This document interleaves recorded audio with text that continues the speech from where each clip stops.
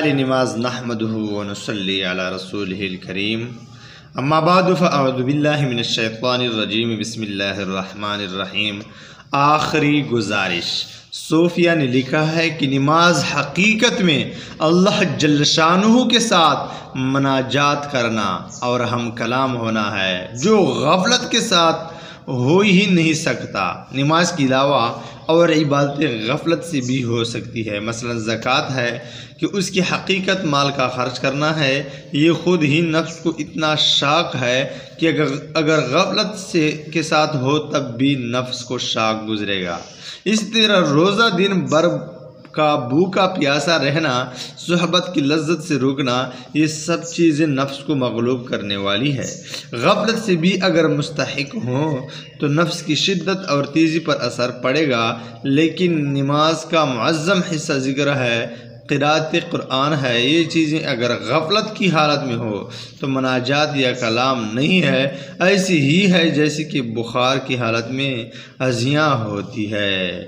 کہ جو چیز دل میں ہوتی ہے وہ زبان پر ایسے اوقات میں جاری ہو جاتی ہے، نہ اس میں کوئی مشقت ہوتی ہے نہ کوئی نفع۔ اس طرح چونکہ نماز کی عادت پڑ گئی ہے، اس لیے اگر توجہ نہ ہو تو عادت کے موافق بلا سوچے سمجھے زبان سے الفاظ نکلتے رہیں گے، جیسے کہ سونے کی حالت میں اکثر باتیں زبان سے نکلتی ہے کہ نہ سننے والا اس کو اپنے سے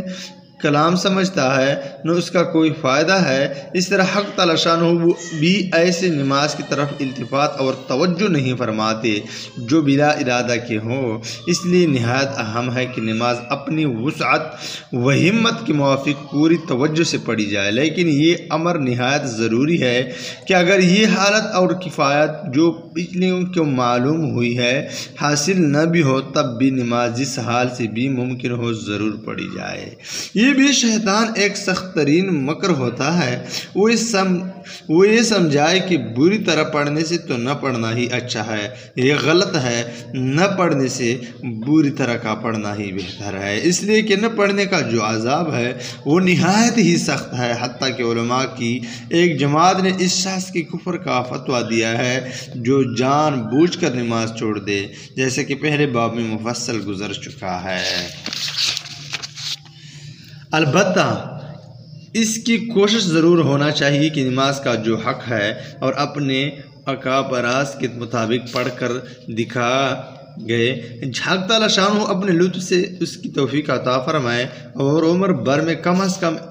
ایک ہی نماز ایسی ہو جائے جو پیش کرنے کی قابل ہو۔ آخر میں اس امر پر تنبیہ بھی ضروری ہے کہ حضرات محدثین رضی اللہ تعالیٰ عنہم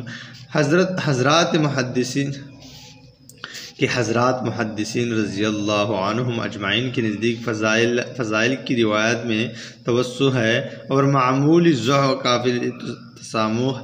باقی صوفیہ کرام رحمہ اللہ کے واقعات تو تاریخی حیثیت رکھتے ہیں اور ظاہر ہے کہ تاریخ کا درجہ حدیث کے درجے سے کہیں کم ہے۔ وما توفیق الا باللہ علیہ توکلت والیہ انیب ربنا ظلمنا انفسنا وان لم تغفر لنا وترحمنا لنکونن من الخاسرین ربنا لا تؤاخذنا ان نسینا او اخطأنا ربنا ولا تحمل علينا اصرا كما حملته على الذين من قبلنا ربنا ولا تحملنا ما لا طاقة لنا به واعف عنا واغفر لنا وارحمنا انت مولانا فانصرنا على القوم الكافرين وصلى الله تعالى على خير خلقه سيد الاولين والآخرين وعلى آله وأصحابه وأتباعهم وحملة الدين المتين برحمتك يا أرحم الراحمين وآخر دعوانا الحمد لله رب العالمين۔